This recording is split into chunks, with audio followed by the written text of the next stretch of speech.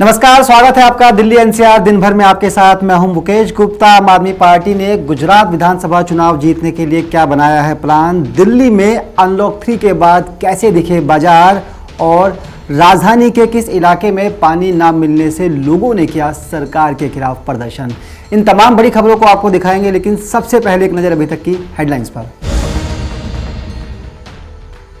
गुजरात पहुंचे दिल्ली के सीएम अरविंद केजरीवाल, कहा सभी 182 सीटों पर चुनाव लड़ेगी आम आदमी पार्टी।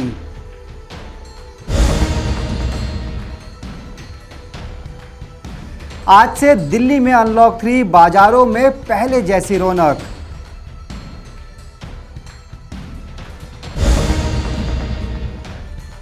गाजियाबाद में बुजुर्ग दंपति हत्याकांड का खुलासा, बेटे रवि ने ही की थी माता पिता की हत्या।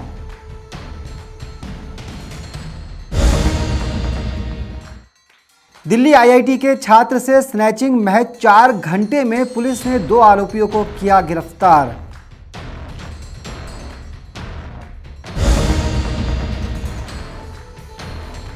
और दिल्ली के कई इलाकों में 3 महीने से नहीं आ रहा पानी, गुस्से में लोगों ने किया मटका फोड़ प्रदर्शन। अब खबरें विस्तार से। गुजरात के निगम चुनावों में कई सीटों पर जोरदार प्रदर्शन करने वाली आम आदमी पार्टी ने अब गुजरात के विधानसभा चुनावों में बीजेपी को टक्कर देने की बात कही है।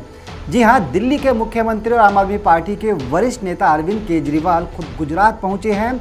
यहां पर उन्होंने पार्टी कार्यकर्ताओं को संबोधित भी किया। इसके साथ ही अरविंद केजरीवाल ने ये भी कहा कि गुजरात की सभी विधानसभा सीटों पर इस बार आम आदमी पार्टी चुनाव लड़ेगी। अहमदाबाद आया। अहमदाबाद एयरपोर्ट से जब बाहर निकल रहा था तो एक कर्मचारी ने मुझे रोका, कहता है सर सेल्फी खिंचवानी है आपके साथ। सो उन्होंने सेल्फी खिंचवाई, फिर मुझसे पूछा कैसे आना हुआ। मैंने कहा यशुदान जी आम आदमी पार्टी ज्वाइन कर रहे हैं। कहता है अच्छा। वो कहता है यशुदान तो गुजरात का केजरीवाल है। तो यशुदान जी, गुजरात की जनता आपको बहुत प्यार करती है, आपको हीरो के रूप में देखती है। गुजरात के लोगों ने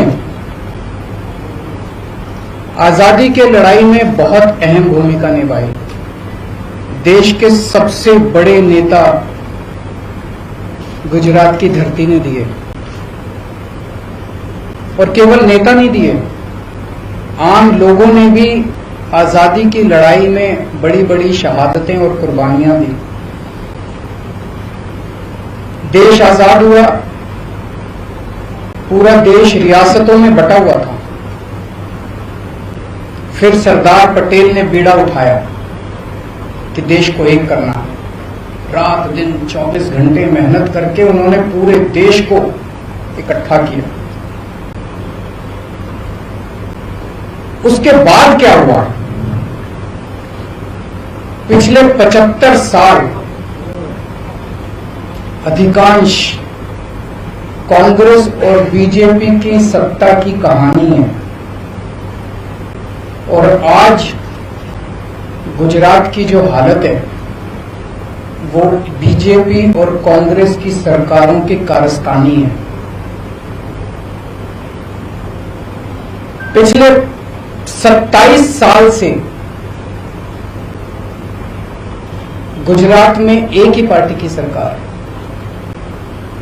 लेकिन पिछले 27 साल इन दोनों पार्टियों के गठजोड़ की कहानी है, दोनों पार्टियों की दोस्ती की कहानी है।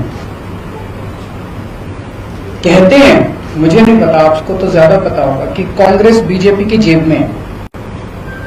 जब जब बीजेपी को जरूरत होती है तो माल कांग्रेस सप्लाई करती है। ऐसे कैसे चलेगा?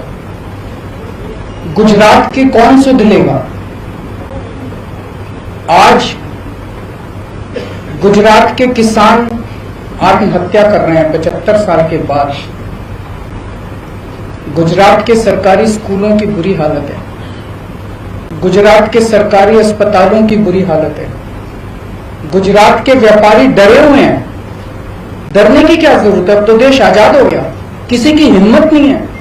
अभी कुछ साल पहले मेरा एक दौरा लगने वाला था, गुजरात का एक बहुत बड़ा चेंबर ऑफ कॉमर्स है, उन्होंने मुझे इनवाइट किया। ऐन वक्त पे गुजरात के अथॉरिटीज ने उन पे प्रेशर डाल के मेरा दौरा कैंसिल करा दिया। ये क्या बात हुई? गुजरात के व्यापारी डरे हुए और पिछले 1 साल के अंदर कोरोना काल के दौरान जिस तरह से गुजरात को अनाथ छोड़ दिया गया, ऐसे लगा जैसे गुजरात के लोगों की सुध लेने वाला कोई नहीं है, गुजरात के लोगों का ख्याल रखने वाला कोई नहीं है। ऐसे हालात के अंदर यशोदान गढ़वी जी ने जो निर्णय लिया राजनीति में आने का, मैं यशोदान जी को तहे दिल से बहुत बहुत बधाई देता हूं। उनको क्या जरूरत पड़ी थी? जब किसी का करियर खत्म हो जाता है, जब किसी को कोई पूछने वाला नहीं होता, तब अगर कोई छोड़ छाड़ के राजनीति में आए तो समझ में आता है। लेकिन अगर कोई अपनी करियर की पीक पे अपने करियर को लात मार के राजनीति के अंदर आए तो वो गुजरात की जनता के लिए आ रहा है। पिछले कुछ सालों से यशोदान जी अपने टीवी चैनल के और अपने कार्यक्रम के जरिए एक एक आम गुजराती की आवाज बने हुए थे, उनकी आवाज उठाते थे। लोग उनके साथ अपने आप को रिलेट करते हैं। आज गुजरात का हर व्यक्ति यशोदान जी के साथ रिलेट करता है। लोगों को लगता है कि वो हमारी आवाज उठा रहे हैं, लेकिन सिस्टम के बाहर रह के आवाज उठा के समस्याओं का समाधान करवाने की अपनी एक सीमा है। सिस्टम के बाहर रह के हम नुक्स निकाल सकते हैं, शोर कर सकते हैं, आंदोलन कर सकते हैं, टीवी के ऊपर आवाज उठा सकते हैं, डिबेट कर सकते हैं, न्यूज में दिखा सकते हैं। लेकिन अगर सामने वाली सारी पार्टियां मिली हुई हों और उनको सुनने की जरूरत ही नहीं, अगर सामने वाली पार्टियां कहे जो करना है कर लो, हमें तो कोई परवाह नहीं है, तुम जितनी आवाज उठानी है उठा लो, हमें तो कोई परवाह नहीं है, चुनाव का नतीजा तो पता ही है, हमें तो जीतना ही है, तो फिर क्या करेगा कोई आदमी?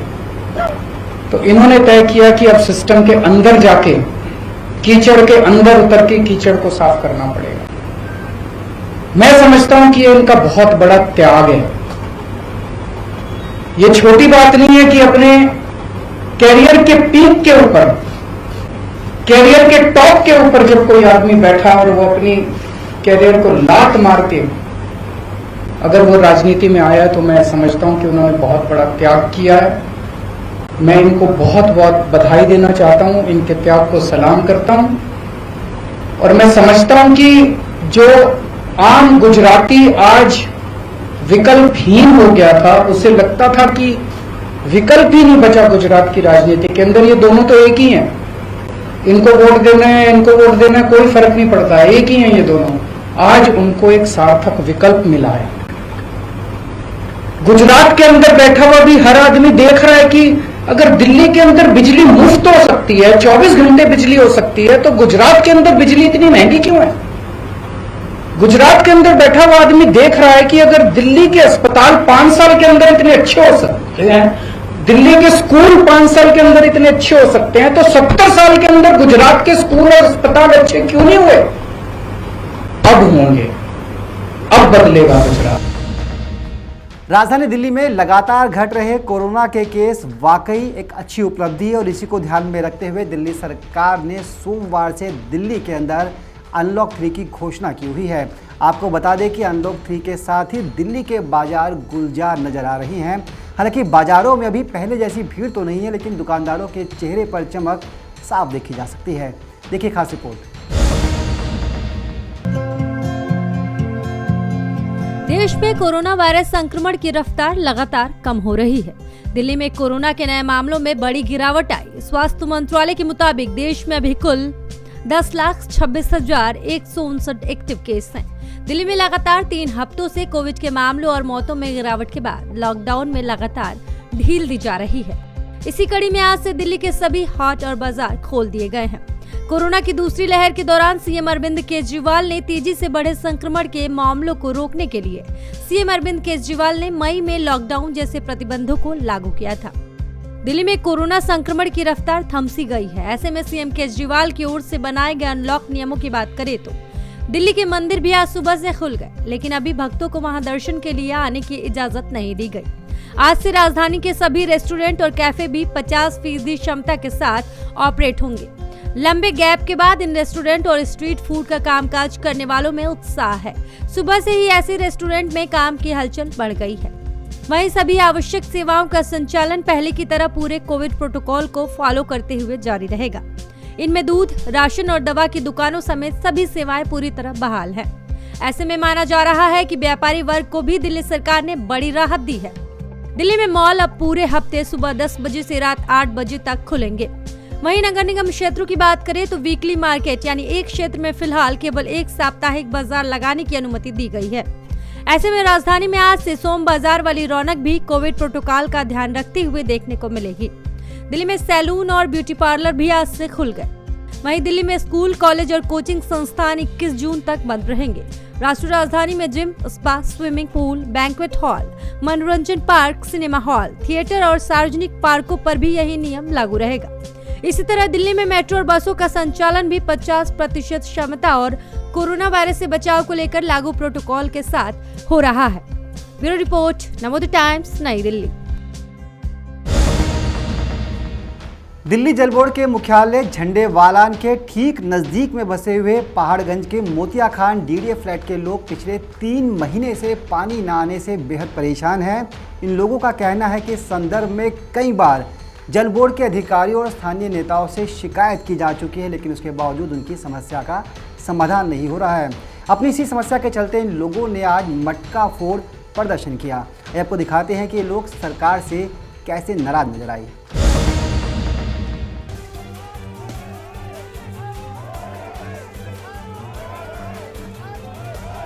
एक तरफ कोरोना संक्रमण जैसी महामारी से पहले ही लोग काफी परेशान हैं, तो वहीं अब दूसरी तरफ दिल्ली वालों को एक और परेशानी का सामना करना पड़ रहा है। पहाड़गंज के मोतिया खान स्थित डीडीए फ्लैट में पिछले 3 महीने से पानी नहीं आ रहा है। पहाड़गंज के मोतिया खान स्थित डीडीए फ्लैट में पिछले 3 महीने से पानी नहीं आने से नाराज लोगों के सब्र का बांध टूट गया। झंडेवालान स्थित जल बोर्ड के मुख्यालय पर आकर लोगों ने जमकर विरोध प्रदर्शन किया और दिल्ली सरकार के खिलाफ नाराजगी जताई। लोगों का कहना है कि पिछले 3 महीने से पानी नहीं आ रहा है। लगातार अधिकारियों व नेताओं से संपर्क करने के बावजूद भी समस्या का समाधान नहीं निकल रहा है। डब्ल्यू प्रेसिडेंट राजेंद्र कोल बोल रहा हूँ। परसों हमने एमएलए साहब को भी बुलाया था। एमएलए साहब सुबह आए, हमारे को 36 घंटे के बाद पानी मिला और उसके बाद आज फिर हमारी सप्लाई बंद हो गई। एमएलए साहब ने कह के गए थे 2 टाइम पानी मिलेगा, लेकिन हमें 1 टाइम पानी मिलने के बाद बिल्कुल सप्लाई बंद हो गई। आज हमारे और हम इतने परेशान हैं कि हमारे घर की महिलाएं घर में खाना बनाने तक का पानी नहीं है। प्रदर्शन के दौरान कुछ लोगों की दिल्ली पुलिस के साथ झड़प भी हो गई। नाराज लोगों का कहना है कि हम यहाँ पानी की समस्या को लेकर आए थे। हमारे घर में 3 महीने से पानी नहीं आ रहा है। हम लोगों ने जहाँ हमने एप्लीकेशन देनी थी हम दे चुके हैं। हमारे एमएलए को, हमारे एमपी को, हम सबको इन्फॉर्म कर चुके हैं, लेकिन हमारी समस्याओं को कोई समाधान इन लोगों के पास नहीं है। ऊपर से ये हम लोगों को झूठा आश्वासन देते जा रहे हैं। मैं खुद आरएमएल हॉस्पिटल में असिस्टेंट इंचार्ज हूँ। मेरे का प्रोटोकॉल है, कोविड प्रोटोकॉल। मुझे नहा के जाना है, आते ही नहाना है, कपड़े धोने हैं, सब कुछ करना है, लेकिन नहीं, मैं नहीं कर सकती। मैं खुद एक कोविड लेके घूम रही हूँ सबके बीच में। अगर मेरी वजह से किसी को कुछ होता है तो कौन जिम्मेदार होगा? मैम, सबसे बड़ी परेशानी एक तरफ कोविड है, दूसरी तरफ पानी नहीं आ रहा। कितनी दिक्कतें हो रही हैं आप लोगों को? आप खुद समझदार हैं। अभी 2 महीने पहले आपने क्या लहर देखी है? आपने सेकंड वेव देखी है कि नहीं देखी? हमने अपने सामने मरीजों को मरते हुए देखा है। आप सोचिए, वो लहर में भी हमारे घर में पानी नहीं था। आम आदमी पार्टी के करोल बाग से विधायक जल बोर्ड मुख्यालय पर पहुंचकर लोगों को शांत कराया और आश्वासन दिया कि जल्द ही उनकी पानी की समस्या का समाधान कर दिया जाएगा। लोगों ने पहले तो हमें बहुत दुख है कि हमारी जनता को परेशान होना पड़ रहा है, उनको तकलीफ झेलनी पड़ रही है पानी नहीं मिलने की, और हम पूरी जिम्मेदारी लेते हैं इस बात की। और ये दिक्कत चल रही है पिछले कुछ समय से, और आज सुबह लेबर काम कर रही थी, काम करते करते अचानक पानी बंद हो गया तो उससे पैनिक और फैला कॉलोनी के अंदर अचानक कि क्या हो गया। लेकिन जो पानी बंद हो गया था वो प्रॉब्लम जो है वो कंट्रोल में हो गई है। पानी टैंक में हमारे यहाँ आना शुरू हो गया है और हमें आशा है कि अब आने वाले 3 दिन के अंदर जो दोनों टैंक सप्लाई हम दे रहे थे कॉलोनी के अंदर वो दोनों। बता दें कि पहले ही दिल्ली की जनता कोरोना जैसी संक्रमण महामारी से परेशान है, वहीं अब उनके सामने पानी की परेशानी की समस्या भी खड़ी हो गई है। एक तरफ कोरोना और दूसरी तरफ पानी की दोहरी मार से दिल्ली की जनता परेशान है। दिल्ली से नवोदय टाइम्स के लिए मोहम्मद इरफान की रिपोर्ट। माँ बाप ने जिस बेटे को पाल पोस कर बड़ा किया, उसी बेटे ने अपने माता पिता की हत्या कर दी। जी हाँ, दिल दहला देने वाली घटना दिल्ली से सटे गाजियाबाद से आई है। इस इलाके में प्रॉपर्टी विवाद के चलते एक बेटे ने अपने पिता और अपनी माँ दोनों की हत्या कर दी। देखिए हत्या का पूरा मामला क्या है और इस गिरफ्तारी के बाद बेटे का क्या कुछ कहना था। गाजियाबाद के लोनी थाना पुलिस के हाथ एक बड़ी कामयाबी लगी है, जहां पुलिस ने 11 जून को बुजुर्ग दंपत्ति की हत्या का मामला सुलझा लिया है। पुलिस ने खुलासा किया है कि बुजुर्ग दंपत्ति की हत्या उन्हीं के बेटे ने की है और इस कलयुगी बेटे को गिरफ्तार कर लिया गया है। जानकारी के मुताबिक ये परिवार गाजियाबाद लोनी के बलराम नगर में रहता है। 11 जून को 70 वर्षीय सुरेंद्र सिंह ढाका और उनकी 63 वर्षीय पत्नी संतोष की हत्या कर दी गई थी, जिसकी तहकीकात पुलिस कर रही थी कि आखिर घर में कैसे इस बुजुर्ग दंपत्ति की हत्या हुई। जांच के बाद सामने आया कि उन्हीं के बेटे ने उनकी हत्या की है। दरअसल आरोपी रवि बुजुर्ग दंपत्ति की सारी संपत्ति कब्जाना चाहता था। छोटे भाई गौरव की 2 साल पहले मौत हो गई थी। माता पिता उसके बच्चों को संपत्ति का अहम हिस्सा देना चाहते थे, जिसके चलते उसने ये खौफनाक कदम उठाया। पुलिस ने बताया है कि किस तरह से आरोपी ने इस वारदात को अंजाम दिया और कैसे पुलिस को इस पर शक हुआ। सूचना मिली थी शाम को कि एक बुजुर्ग दंपत्ति जिनकी उम्र 70 और 63 वर्षीय थे दोनों, इसमें जो पुरुष थे उनका नाम सुरेंद्र सिंह ढाका था और उनकी पत्नी संतोष, श्रीमती संतोष ढाका, इन दोनों की डेड बॉडी इनके घर में बलराम नगर डी ब्लॉक में ग्राउंड फ्लोर पे और फर्स्ट फ्लोर पे दोनों की बॉडी मिली थी। तो इसमें तत्काल कई टीमें हमारी काम करने लगी थी। हमारी फील्ड यूनिट भी इसमें फ़ौरन आई थी। तो इसमें बहुत अच्छा काम किया है हमारे क्षेत्राधिकारी लोनी और एसएचओ लोनी बॉर्डर ने, और बहुत ही कम समय में इस घटना का सफल अनावरण किया। इसमें पूरा मामला ये निकला कि जो इनका बेटा है रवि ढाका, उसने ही ये कृत्य किया था और उसने प्रॉपर्टी के लालच में एवं अन्य कारणों के कारण अपने बुजुर्ग माता पिता का गला घोंटकर उनको मार दिया था और फिर वहां से अपना नॉर्मल ये रूटीन पे निकल गया। फिलहाल आरोपी पुलिस की हिरासत में है, जहां आरोपी रवि ने इस हत्याकांड का खुलासा किया। वहीं आगे की कार्रवाई भी जारी है। नवोदय टाइम्स के लिए करुणा ठाकुर के साथ विकास कुमार की रिपोर्ट, गाजियाबाद। आईआईटी दिल्ली के पीएचडी छात्र का मोबाइल स्नैच कर फरार हुए बदमाशों को दिल्ली पुलिस ने धर दबोचा है। आपको बता दें कि दिल्ली पुलिस के थाना फतेहपुर बेरी की पुलिस ने कड़ी मशक्कत के साथ इस पूरे मामले की गहनता से तफ्तीश की और महज 4 घंटे में ही बदमाशों को धर दबोचा। कोटनी मेट्रो स्टेशन के पास मोबाइल लूटने वाले 2 लुटेरों को फतेहपुर बेरी थाना पुलिस ने सीसीटीवी फुटेज की मदद से महज 4 घंटे में गिरफ्तार कर लिया। डीसीपी साउथ अतुल कुमार ठाकुर ने बताया कि इस संबंध में पुलिस को सूचना मिली थी, जिसमें शिकायतकर्ता ने बताया कि वो घिटोरनी मेट्रो स्टेशन के पास से गुजर रहा था। उसी दौरान 2 बदमाशों ने उसका मोबाइल छीन लिया और फरार हो गए, जिसके बाद मामले की गंभीरता को देखते हुए संबंधित धाराओं में मामला दर्ज कर एसीपी मेहरौली की देखरेख में और एसएचओ फतेहपुर बेरी कुलदीप सिंह के नेतृत्व में पुलिस टीम ने जांच शुरू की। कल हमारे साथ हम गुड़गांव से आ रहे थे और नियर घिटोरनी के पास, गुड़गांव से दिल्ली की साइड आ रहे थे, तो 2 बाइक वाले पीछे से आते हैं और मैं स्कूटी पे था मेरे साथी के साथ। वो स्कूटी को चला रहे थे और मैं उनको गूगल मैप के लिए मोबाइल हाथ में ले रखा था, पीछे बैठा था मैं। तो पीछे से 2 लोग आते हैं और छीना झपटी स्टार्ट करते हैं चलती स्कूटी के ऊपर। फिर हमने थोड़ी स्पीड स्लो करी है और मेरे को भी इनका कि बैलेंस ना बिगड़े, पीछे से कुछ इंसिडेंट ना हो जाए, तो हमने बिना घबराए आराम से स्कूटी रोकी है। और लेकिन इतनी देर में ड्राइवर ने जो उसका बाइक का था उसने मेरे से हाथ से छीन लिया फ़ोन, पीछे वाले को दे दिया और फिर वो भाग गए। और अंदर गिटोरनी की साइड गली जाती थी वहाँ पे, और वो वहाँ पे चले गए हैं। हमने थोड़ा फिर स्कूटी को मोड़ा है, उनकी स्पीड से हम चला भी नहीं पाए, उनका एरिया था तो उनको ज़्यादा स्पीड का था, तो वो काफ़ी अंदर चले गए। आगे जाके टी पॉइंट पे वो किस साइड मुड़े हमें कोई आइडिया नहीं, तो हम वहीं पे रुके। पीसीआर को फ़ोन करने का सोचा क्योंकि आगे हम देख ही नहीं पाए उनको, तो पीसीआर को फ़ोन करके हमें एक्सपेक्टेड नहीं था कि क्या रिस्पॉन्स रहेगा। बस एक कंप्लेन दर्ज करेंगे, फिर हम रूम पे जाएंगे, अपने कॉलेज में जाएंगे। तो लेकिन विदिन 5 मिनट मतलब वहाँ पे 35+ मतलब पुलिस वाले आते हैं, जिसमें स्कॉर्पियो भी है, इनोवा भी है, बाइक भी हैं, और खुद SHO सर जो वहाँ के कुलदीप सिंह करके हैं वो आते हैं। और पूरा एकदम पूरा एरिया में पुलिस ही पुलिस दिख रही है, और तुरंत कार्रवाई के आदेश भी देते हैं, और 2 घंटे के अंदर फ़ोन को रिकवर कर लेते हैं। और वो कुछ CCTV कैमरेज वगैरह की हेल्प से उन्होंने उनको निकाला है, और उसमें देखें तो इतना अंदर तक उन्होंने ट्रैक किया है उनको, वीडियो देखते देखते। वापस जब हम आए मेन रोड की साइड, तो हमें पूछना ही पड़ा कि मेन रोड की साइड है, यानी कितना गहराई में इंसिडेंट हुआ है मेन रोड पे, तो वहाँ से भी उनको निकाल रहे हैं 2 घंटे के अंदर। पुलिस की कड़ी मशक्कत के बाद पुलिस ने वारदात के महज 4 घंटे में ही आरोपी अभिषेक और रूपक कुमार पांडे को हिरासत में ले लिया। साथ में वारदात में इस्तेमाल मोटरसाइकिल और स्नैच किया हुआ मोबाइल भी बरामद किया, जिसके बाद संबंधित धाराओं में मामला दर्ज कर दोनों आरोपियों को गिरफ्तार किया गया। फतेहपुर बेरी थाने की तत्परता की वजह से दिल्ली IIT में PhD की पढ़ाई कर रहे छात्र के मोबाइल को बरामद कर लिया गया। फिलहाल पूरे मामले में पुलिस आगे की कार्रवाई कर रही है। दिल्ली से नवोदय टाइम्स के लिए आशुतोष कुमार की रिपोर्ट। तो ये थी दिल्ली NCR से जुड़ी हुई तमाम बड़ी खबरें जो आपके लिए थी बेहद जरूरी। देश और दुनिया की ताज़ा तरीन खबरों के लिए आप देखते रहिए नवोदय टाइम्स पंजाब केसरी ग्रुप। फिलहाल इस बुलेटिन में इतना ही, मुझे दीजिए इजाज़त, नमस्कार।